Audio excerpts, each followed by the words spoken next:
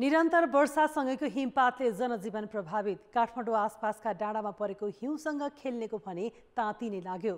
कान्तिपुर समाचारमा आज माओवादी केन्द्रको जारी महाधिवेशनको बन्द सत्रमा के भयो, यो सँगै संसदीय समितिहरू निष्क्रिय बन्द परेको प्रभाव र कान्तिपुर मिडिया ग्रुपले आयोजना गरेको आप्रवासन र विप्रेषण सम्मेलनमा उठेका विषयहरू समेटेका छौं।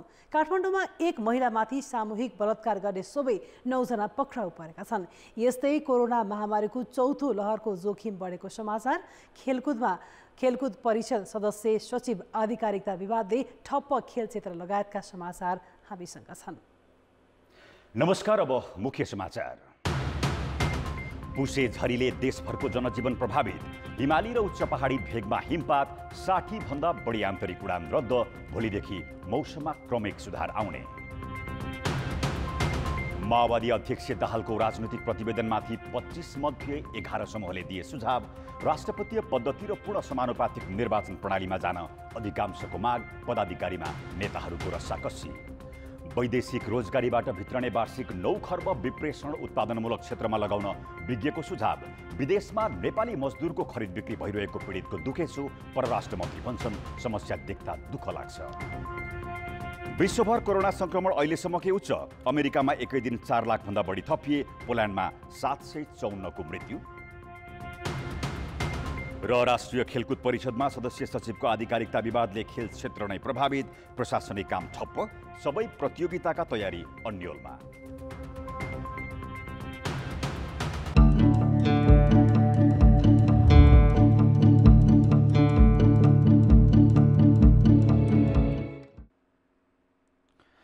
पश्चिमी न्यूनचापीय प्रणाली र भारतको बिहार आसपासमा रहेको न्यूनचापीय वायुको प्रभावले परेको पानी र हिमपातले आज देशभरको जनजीवन प्रभावित बनेको छ। मध्यपुसमा दिनभर परेको पानी र हिमपातका कारण बढेको चिसोले जनजीवन प्रभावित बनेको हो। अहिले पनि देशभर सामान्यदेखि पूर्ण बदलिरही अधिकांश स्थानमा हल्कादेखि मध्यम वर्षा भइरहेको छ। उच्च पहाडी तथा हिमाली भूभागमा हल्कादेखि मध्यम हिमपात भइरहेको छ। मौसम पूर्वानुमान महाशाखाले भोलिदेखि मौसममा सुधार आउन थाले पनि आगामी 3 दिनसम्म आंशिक बदलिरहने अनुमान गरेको छ। दिनभर लगातार परेको पानी र हिमपातका कारण आज आन्तरिक हवाई उडान पनि प्रभावित बनेका छन्। आन्तरिकतर्फ 66 वटा उडान रद्द भएको त्रिभुवन अन्तर्राष्ट्रिय विमानस्थलका प्रवक्ता प्रेमनाथ ठाकुरले जानकारी दिए। जल तथा मौसम विज्ञान विभागले पर्वतारोहण, हवाई यातायात लगायतका दैनिक जनजीवनमा समेत असर पर्न सक्ने भन्दै सतर्क हुन अपिल गरेको छ। यसैबीच आज बसेको मन्त्री परिषद बैठकले चिसो प्रभावित क्षेत्रमा दाउरा तथा न्यानो कपडा बाँड्ने निर्णय गरेको छ। जिल्ला विपद व्यवस्थापन समिति मार्फत हिमाली जिल्लामा 4 लाख र तराईका जिल्लामा 8 लाख बजेट विनियोजन गर्ने निर्णय बैठकले गरेको हो। केही दिन यता मौसममा बदली आएसँगै देशका अधिकांश भूभागमा वर्षासँगै चिसो बढेको छ। उच्च पहाडी तथा हिमाली क्षेत्रमा हिमपात भएको छ। पूर्वी मध्य तथा पश्चिम क्षेत्रको माथिल्लो भेगमा भएको हिमपात र वर्षाले हिउँदे बालीलाई राहत पुगे पनि चिसो बढ्दा जनजीवन भने कष्टपूर्ण बनेको छ। मुलुकका अधिकांश हिमाली क्षेत्र हिउँले ढाकिएका छन्। सबैजसो उच्च पहाडी र हिमाली जिल्लामा यो हिउँदमा पहिलो पटक हिमपात भएको हो। मंगलबार रातिदेखि नै सुरु भएको वर्षाले सुदूरपश्चिम कर्णाली, गण्डकी र प्रदेश 1 का विभिन्न हिमाली क्षेत्रमा हिमपात भएको छ भने तराईका जिल्लामा पनि वर्षा भइरहेको छ। हिउँ पर्दा खासै अब तपाईँको जस बाली नालीलाई चाहिँ जस राम्रो हो, साह्रै कठिनाइ पर्छ। तपाईँको यहाँ गाई बस्तुहरू चाहिँ तपाईँको जस भेडा बाख्राहरूलाई चाहिँ चराउनको लागि चाहिँ यताउता गर्नको लागि चाहिँ साह्रै समस्या पर्छ। वर्षा र हिमपातले चिसो बढेको छ। मंगलबारदेखिकै बदली र चिसोका कारण जनजीवन प्रभावित भएको छ। तराईमा हुस्सु र शीतलहरको प्रभाव बढ्दै गइरहेको छ। हिमपातले मध्य पहाडी राजमार्ग लगायतका केही सडक समेत अवरुद्ध भएका छन्। चिसो बढेपछि घर बाहिर निस्कनै मुस्किल भएको स्थानीयहरू बताउँछन्। हिउँ पऱ्यो भने त दुःखै छ के अरे। अब 6 फुट 5 फुट आयो भने त अब पाठीहरू गद्दिर मर्छ के अरे। चिसो बढेपछि बुधबार विद्यालयमा विद्यार्थी संख्या न्यून रह्यो भने सार्वजनिक स्थानमा देखिने भिडभाड पनि निकै कम देखियो। चिसो बढेपछि दैनिक मजदुरी गरी गुजारा गर्ने वर्ग झन बढी प्रभावित भएका छन्। जाडो छ, चिसो छ, के गर्न आगो ताप्दै दिन कटाउँदैछ। पर्यटकीय क्षेत्रले भने हिमपातको लाभ लिइरहेका छन्। सेताम्मे डाँडाकाँडामा बुधबार हिउँ खेल्न जानेको लर्को नै थियो। जाडोले कष्ट थपे पनि आकाशे पानीको भरमा खेती गर्ने किसानलाई वर्षा र हिमपातले राहत दिलाएको छ। मौसममा बदली आएसँगै हिमाली तथा उच्च पहाडी क्षेत्रमा यसरी हिमपात पर्न सुरु भएको छ भने तराई क्षेत्रमा शीतलहरको जोखिम बढेको छ। यस्तो बेलामा सबैले खानपान र स्वास्थ्यमा ख्याल गर्न जरुरी छ। कान्तिपुर समाचारका लागि जिल्ला सहकर्मीहरूको सहयोगमा महेश केसी, रुकुम पूर्व।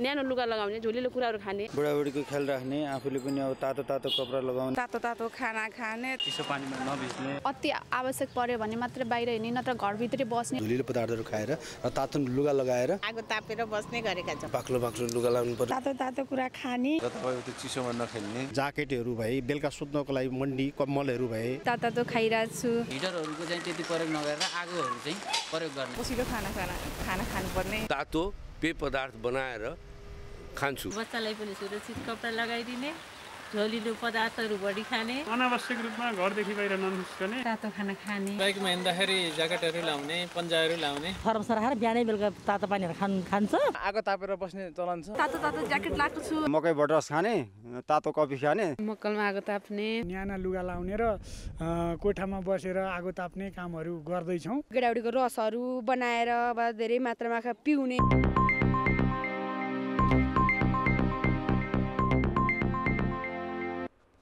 नेकपा माओवादी केन्द्रमा प्रत्यक्ष कार्यकारी राष्ट्रपति र पूर्ण समानुपातिक निर्वाचन प्रणालीमा जानुपर्ने माग जोडतोडले उठेको छ। काठमाडौँमा जारी 8औं महाधिवेशनमा समूहगत छलफलका निष्कर्ष सुनाउँदै कतिपय टोली नेताहरूले अध्यक्ष पुष्पकमल दाहालले विगतमा कमजोरी सच्याउन गरेको प्रतिबद्धतामाथि समेत आशंका गरेका छन्। राजनीतिक प्रतिवेदनमाथि छलफल सकेर आज 11वटा समूहमा नेताले आफ्ना सुझाव दिएका छन्। अधिकांश टोली नेताले दाहालले नेतृत्वमा रहेर गरेको कमी कमजोरी सच्याउने भन्दै जनाएको प्रतिबद्धताको आधारमाथि नै आशंका व्यक्त गरेका छन्। उत्कृष्ट हो भन्ने सबैको उत्साह छ र केही नपुगेका विषयहरू छन्। त्यसमा चाहिँ शहीदको बेवाता कुराहरू, अनि जनयुद्धको बेलामा चाहिँ लागेको मुद्दाहरूको खारेज गर्ने कुरा, शहीदहरूलाई बेवाताहरू खोज्ने कुराहरू पुगेको छैन भन्ने कुरा भएको छ। अनि अर्को एमसिसी छ। एमसिसी खारेजै गर्नुपर्छ, संशोधन गरेर पास गर्ने कुरा त्यो षड्यन्त्र जालझेल हो भन्ने खालको पनि कुरा उठेछ। मुख्य रूपमा पार्टीको मार्गदर्शक सिद्धान्त नेपाली मोडलको समाजवाद उन्मुख भन्ने विषयमा अध्यक्ष दाहालको राजनीतिक प्रतिवेदन प्रष्ट नभएको अधिकांश समूहको टिप्पणी छ।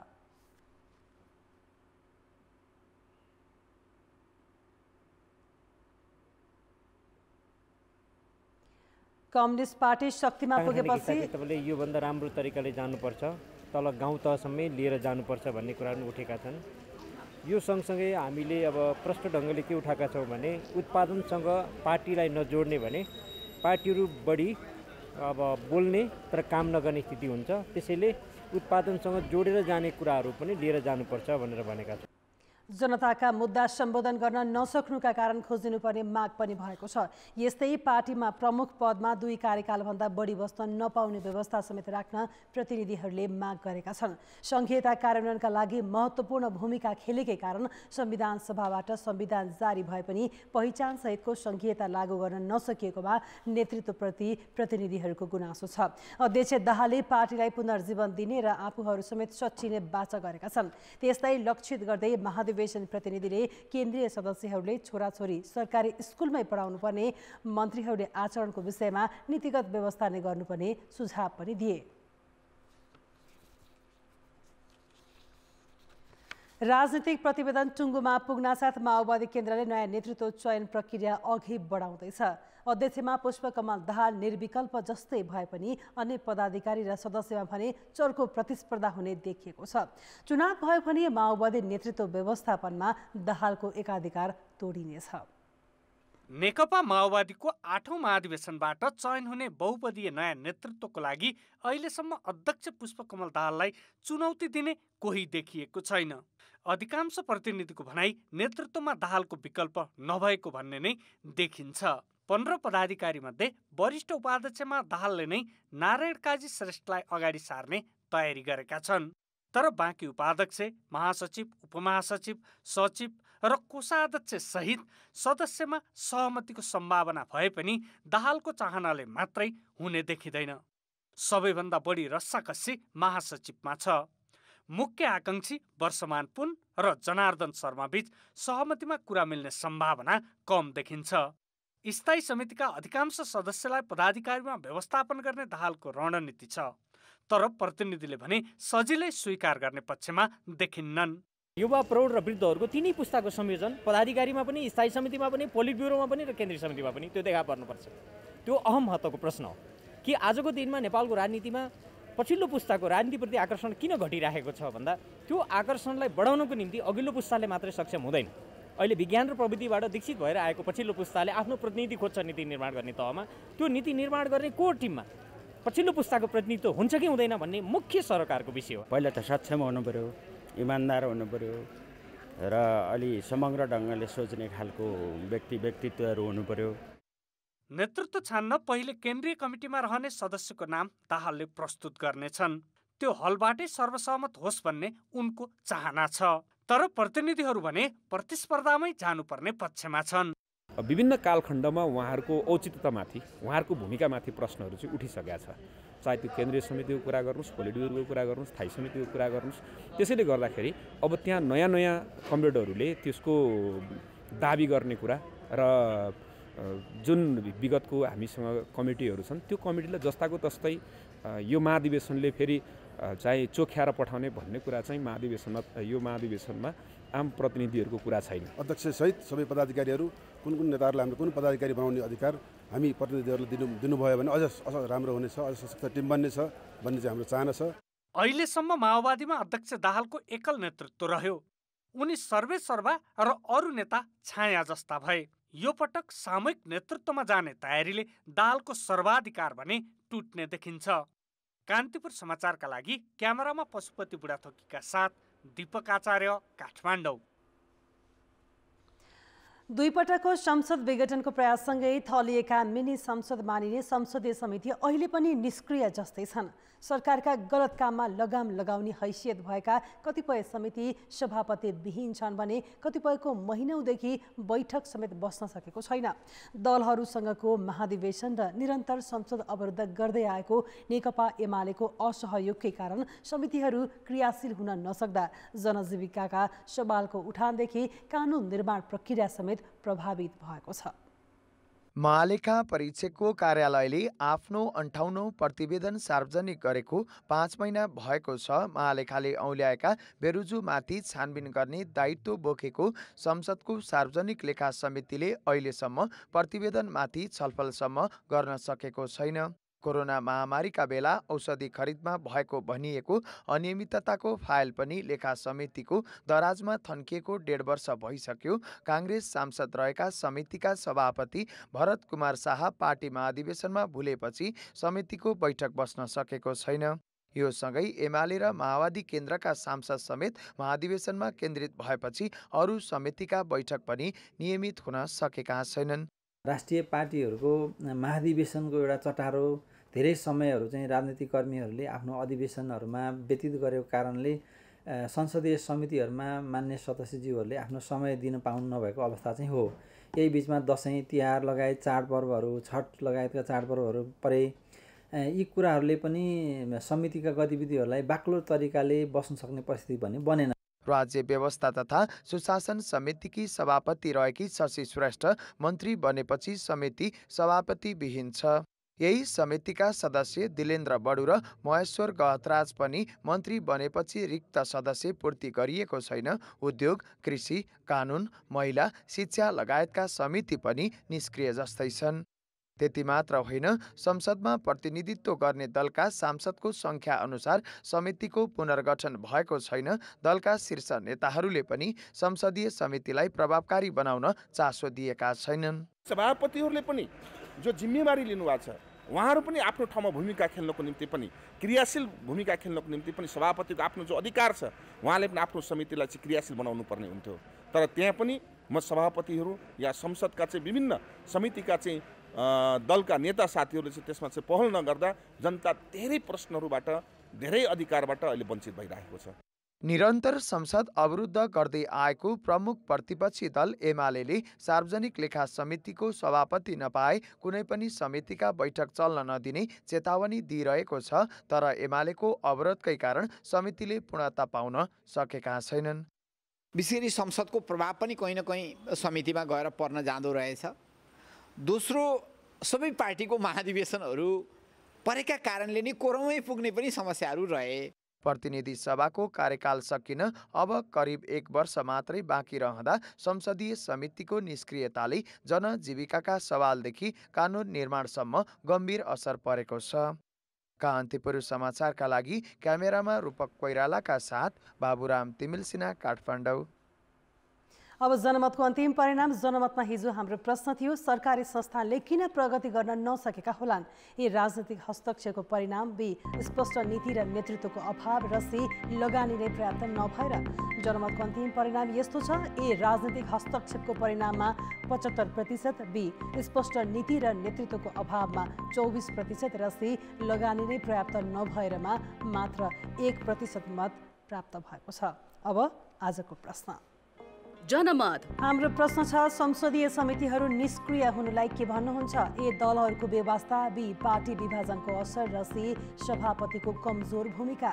जनमतको अन्तिम परिणाम भोलि साँझ 8 बजेको कान्तिपुर समाचारमा प्रसारण गर्नेछौँ। कृपया न्युज स्पेस ABYC टाइप गरी 34001 मा SMS गरी आफ्नो मत व्यक्त गर्नुहोला। माघ 2 गतेदेखि जिल्ला र उच्च अदालतमा पनि गोला प्रणालीबाट पेशी तोकिने भएको छ। आज बसेको सर्वोच्च अदालतको पूर्ण बैठकले आवश्यक निर्देशिका र नियमावली पारित गरेसँगै जिल्ला र उच्चमा पनि पेशी तोक्दा गोला प्रणाली लागू गरिने भएको हो। पेशी तोक्दा नै मुद्दामा सेटिङ हुने गरेको भन्दै विरोध भएपछि सर्वोच्चदेखि जिल्ला तहसम्मका सबै अदालतमा पेशी प्रणालीमा गोला थुत्ने प्रक्रिया लागू गर्न लागि हो। सर्वोच्च अदालतमा मङ्सिरदेखि नै गोला प्रणाली लागू भइसकेको छ। निर्वाचन आयोगले अहिलेका जनप्रतिनिधिको समय सकिनु अगावै स्थानीय तहको चुनाव गर्नुपर्ने प्रश्न पारेको छ। कानुनले स्थानीय तहमा जनप्रतिनिधिविहीन अवस्थाको परिकल्पना नगरेको आयोगको ठहर छ। संविधानमा जनप्रतिनिधिको कार्यावधि सकिएको 6 महिनाभित्र निर्वाचन गराउनुपर्ने उल्लेख छ। तर कानुनले 2 महिना अगावै निर्वाचन गरी नयाँ जनप्रतिनिधि चयन गर्नुपर्ने भनेकाले 2 खाले प्रावधानले अन्यल पनि कायमै छ। 6 महिनाभित्र निर्वाचन गराउनुपर्ने संविधानमा उल्लेख गरिए पनि जनप्रतिनिधि नरहेको अवस्थामा दैनिक कामकाज कसरी चल्ने भन्ने व्यवस्था छैन। त्यसैले अगाडि नै चुनाव गर्नुपर्ने भन्दै आयोगले वैशाखको मिति तोकेर सरकारलाई सुझाव दिइसकेको छ। संविधान र ऐनमा अलिकति केही अस्पष्टताहरू छन्, नभए होइनन्। तर हामीले मूल कुरा के पक्रिनुपर्छ जस्तो लाग्छ भने संविधानले पनि र ऐनले पनि स्थानीय तह पदाधिकारी विहीन रहने परिकल्पना गरेको छैन, हैन? भोलि आज सेवाग्राहीले जनताले पाइराखेको सेवा स्थानीय तह पदाधिकारी विहीन हुँदाखेरि तिनले त्यो सेवा कहाँबाट पाउने भन्ने कुरा बोलेको छैन।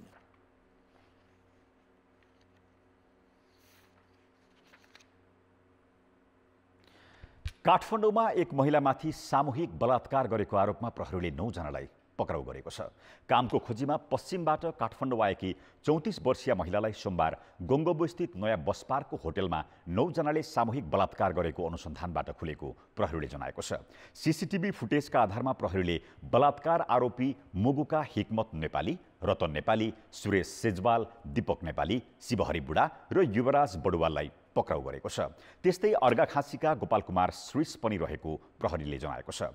उनीहरू अधिकांश वैदेशिक रोजगारीमा जान आएका थिए। पीडित महिला विक्षिप्त अवस्थामा हिजो गङ्गबु प्रहरीमा पुगेर उजुरी गरेकी थिइन्। प्रहरीले तत्कालै उनलाई स्वास्थ्य परीक्षणका लागि अस्पताल पुर्याएको थियो।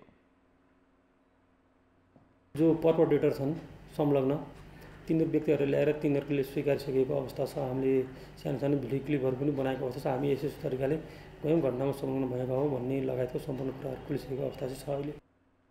पक्राउ परेकाहरूलाई महाराजगञ्ज वृत्तमा राखेर अनुसन्धान भइरहेको प्रहरीले बताएको छ। पीडित महिलालाई काठमाडौँका बारेमा त्यति जानकारी नभएकाले पहिलो पटक आएको हुन सक्ने प्रहरीले अनुमान गरेको छ।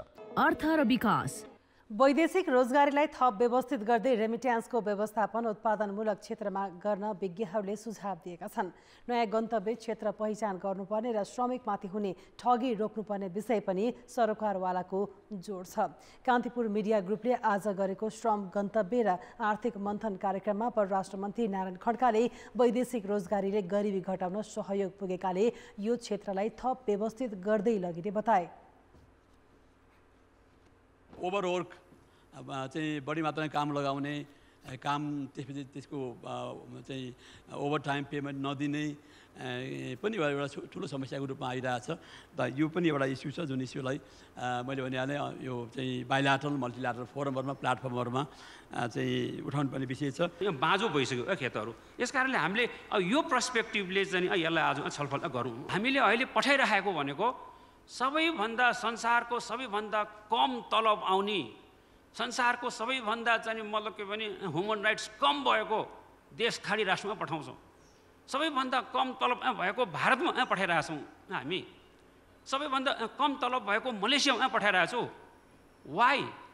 किन? कि हामी नयाँ बजारको चाहिँ अध्ययन गर्न सक्दैनौँ? कार्यक्रममा मुख्य वक्ता श्रमविज्ञ गणेश गुरुङले दैनिक 20 वर्षदेखि खाडी र मलेसिया बाहेक नयाँ गन्तव्य खोज्न नसकेको भन्दै सरकारको ध्यानाकर्षण पनि गरे।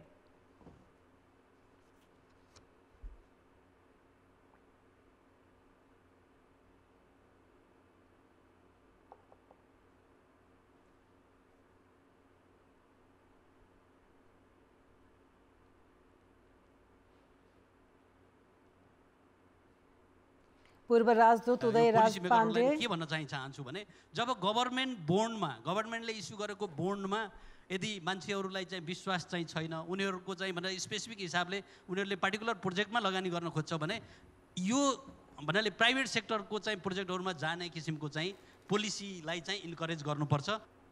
छलफलमा सांसद डिला सङ्ग्रौलाले गन्तव्य मुलुकसँग बलियो श्रम सम्झौता गरेर महिलालाई पनि वैदेशिक रोजगारीमा जान दिनुपर्ने बताइन्।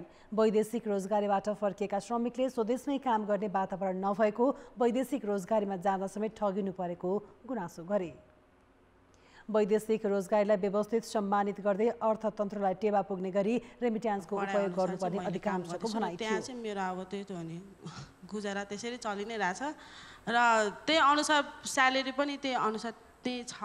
तर अहिले अब विदेश गाउँ बसौँ कि फर्किजाउँ भन्नेमा के छ तपाईँको? मलाई चाहिँ अहिले चाहिँ मेरो स्थिति देख्दाखेरि चाहिँ मलाई अहिले पनि फेरि पनि विदेशै जाउँ जस्तो लाग्छ। किनभने अहिले यहाँ नेपालमा आएर फेरि पनि मैले केही गल्ती गरेँ कि जस्तो लाग्छ घरिघरि।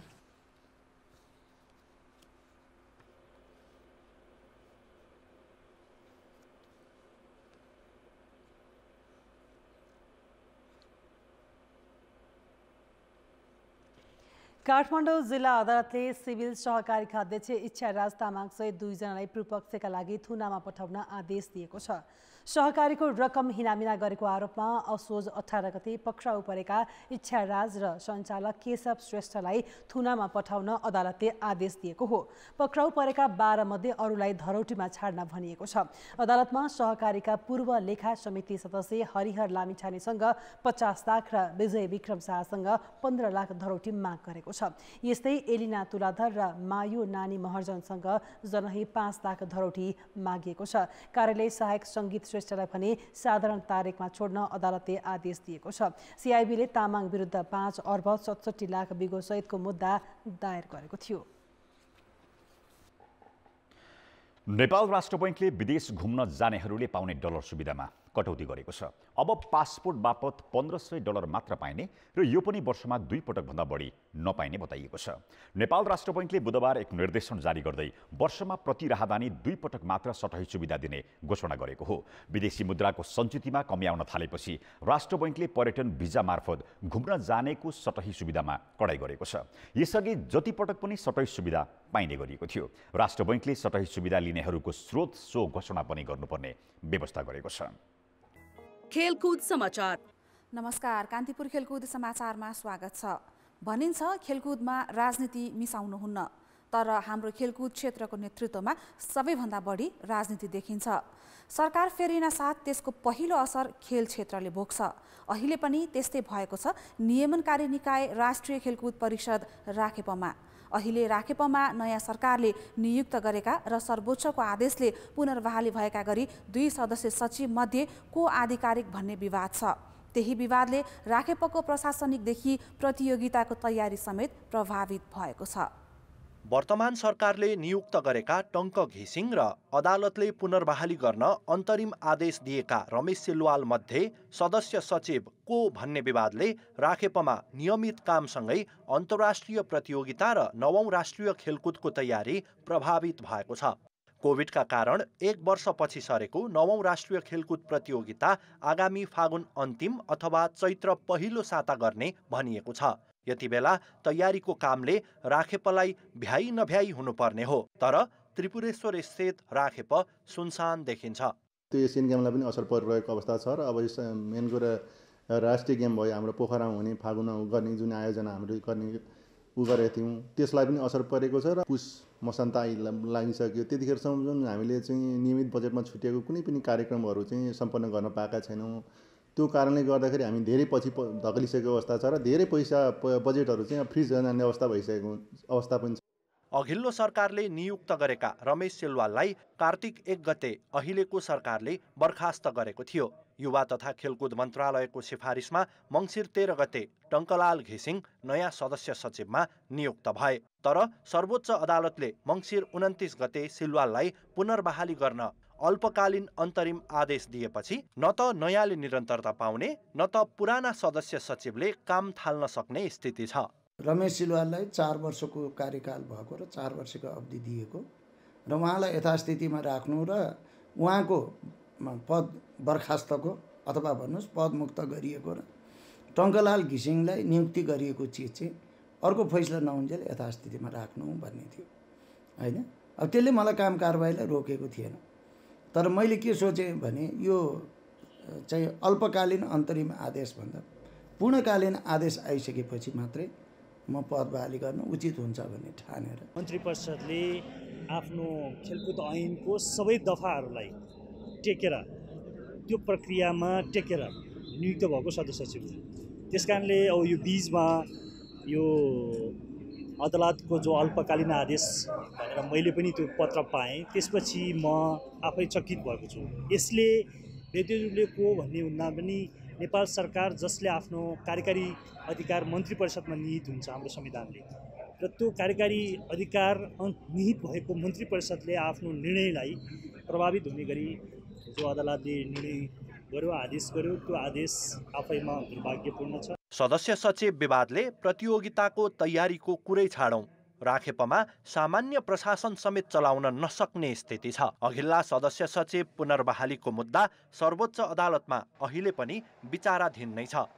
यो स्थितिमा अदालती टुङ्गो नलागेसम्म राखेपले कुनै काम अघि बढाउन नसक्दा समग्र खेल क्षेत्रमा असर पुग्ने देखिन्छ। कान्तिपुर समाचारका लागि क्यामेरामा गोविन्द छेत्रीका साथ रेवन दाहाल। सरकारले बङ्गलादेशमा सम्पन्न ABC Asian central John senior महिला भलिबल च्याम्पियनसिपको उपाधि विजेता नेपाली टिमलाई जनही 5-5 लाख नगद पुरस्कार दिने घोषणा गरेको छ।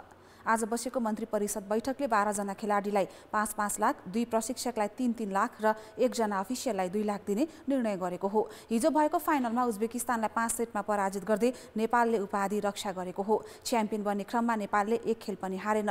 महिला टिम भोलि स्वदेश फर्कँदैछ।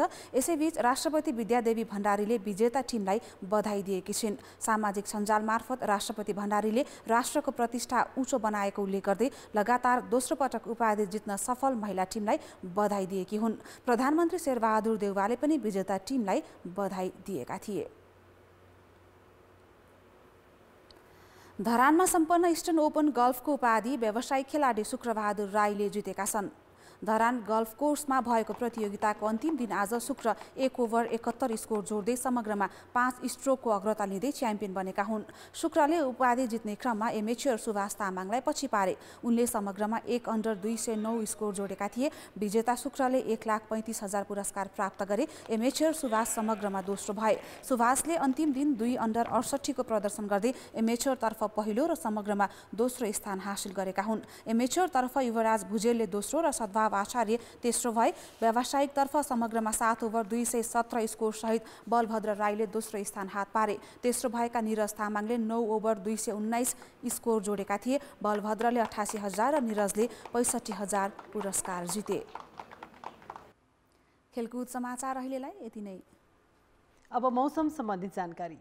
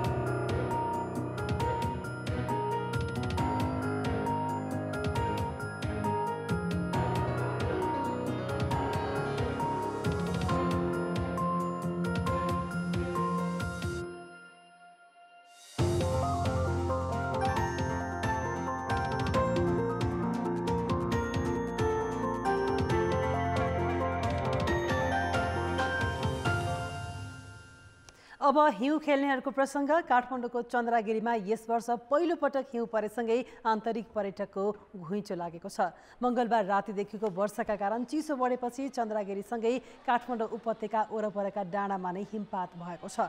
हिउँसँग खेल्दै रमाउन उपत्यकाका विभिन्न स्थानबाट आज 8,000 पर्यटक चन्द्रागिरी पुगे। चन्द्रागिरीको तापक्रम करिब 0 डिग्री सेल्सियसमा झरेको मौसम पूर्वानुमान महाशाखाले बताएको छ। हिउँ परेपछि त्यहाँ घुम्न जाने र रमाउनेको संख्या बढेको हो। तल आउँदाखेरि लाइन बस्नु पर्यो, त्यसपछि घुमेर अघि मजाले हिउँ परेको थियो, एकदमै लाइभ हिउँमा खेल्यो, एकदमै रमाइलो हो। अब फेरि यो लाइन देखाउनु भएको छ फर्किनलाई। अब खै पानी परेपछि हिउँ त पग्लिन्छ, यत्रो बेर लाइन बस्नुको वेस्टेजै हुने भयो हाम्रो। अब माथि हिउँ पनि देखिँदैन होला ला भन्ने भइरहेको थियो, तर माथि आइसकेपछि एकदम रिल्याक्स फिल भयो। अरू नआए कान्तिपुर समाचार अहिलेलाई सकियो। कान्तिपुर टेलिभिजन हेर्दै गर्नुहोला। नमस्ते।